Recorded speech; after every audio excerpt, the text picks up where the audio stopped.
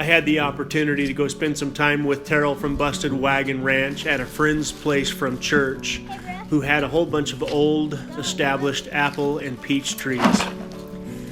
He offered to let us have any cuttings we wanted off of those trees if we would simply prune up the trees as we went along in preparation for the coming year. You carry the shovel, take it.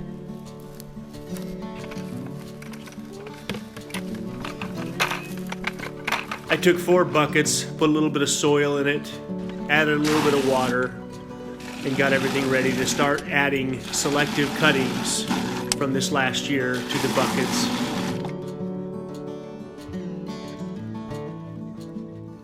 Now, everything I know about pruning up fruit trees comes down to pruning them like a basket. I would guess this is a production idea. No reason to have a whole lot growing in the middle if you can't get to it. Using a chainsaw on a fruit tree probably isn't the best idea either, but these trees were overgrown and they needed help. So this is what we ended up with yesterday. I separated them into different buckets based on not only location, but also what the homeowner told us we were likely to get from the tree. So for instance, the far left tree produces later in the year than the mid-yellow. But he told us that this tree and this tree were the 2 best tasting apple trees he had on his whole property. Now these are peach trees, quite obvious, they're different.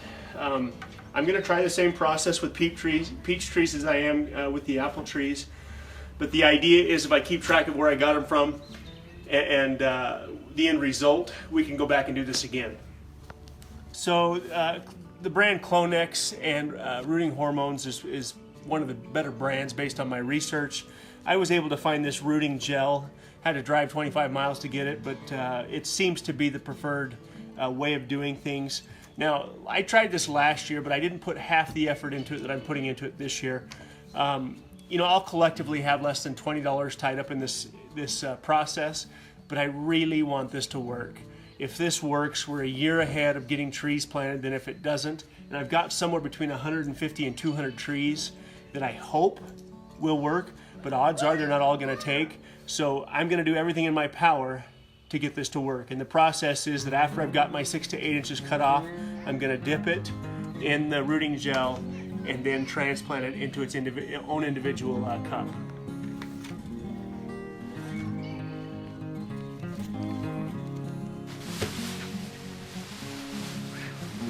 Everything I read said sand over compost in the beginning.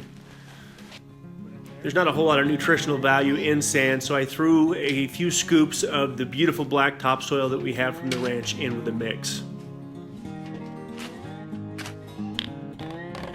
I used rubbing alcohol in between each tree before doing any cutting, just to try and prevent any potential spread of funguses or bacterias. This was also strongly suggested online. Okay, so using a pair of sterile clippers, scissors of some kind, I'm cutting on an angle right in between 2 buds. And then I'm going to take my razor knife and I'm going to scrape the surface off the skin before I roll it in the Clonex. Okay, that's good to go right there. Next.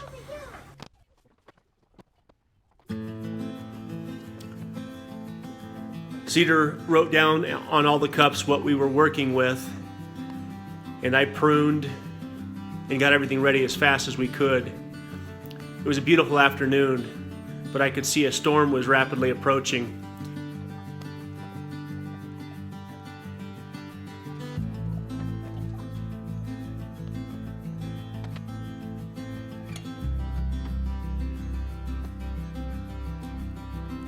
I've got to think that having an orchard on the homestead might be as important as just about anything else.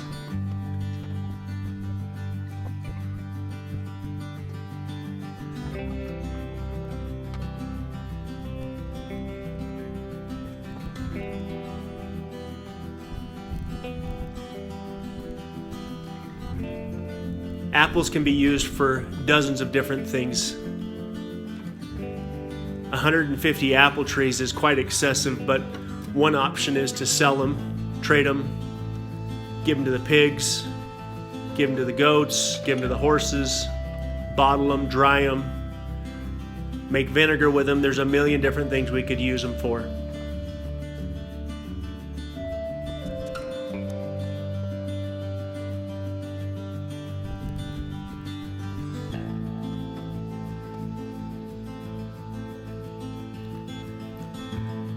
The investment doesn't require a whole lot other than time. And to me, this is again something that will teach me how well it works. I called my brother-in-law, who happens to be an apple and peach farmer down in Mexico, and he didn't think I would have a whole lot of success, but he gave me a couple of recommendations. There seems to be two different schools of thought when it comes to doing this. Naturally, grafting an apple tree into a crabapple stock seems to be the preferred method for production. But these apple trees were taken from just down the road from our ranch.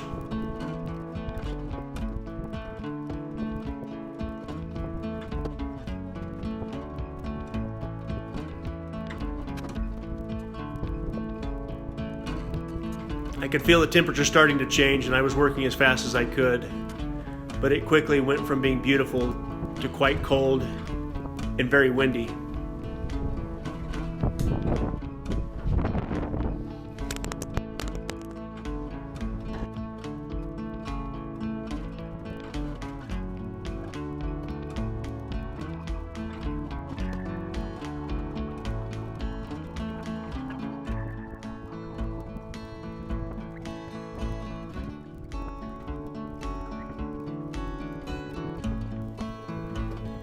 Where we got the cuttings from is 400 feet lower in elevation than where our ranch is. So in my mind, this is again stacking the odds in our favor for success if I can just get these things to take root.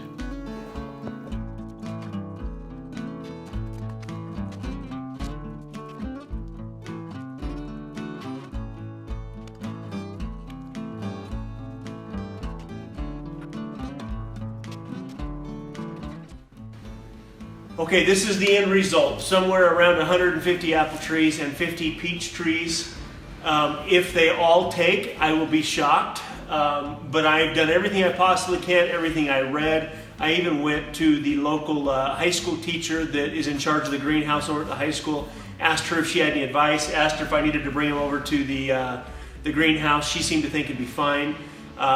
It's probably 45 degrees today. We'll see.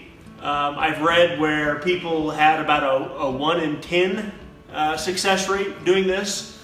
I hope that Clonex rooting gel, hormone gel that I used increases the chances, but I don't know. And the bottom line is sometimes these things you just don't know until you try. And the bottom line is if I had to buy 200 fruit trees for our property, it would cost me thousands and thousands of dollars. So again, this is a minor risk. I suppose I would be out 3 or 4 hours and maybe 15 or 20 bucks, but more than anything, it's knowledge that I can accumulate while doing this. If it works, it'll be huge.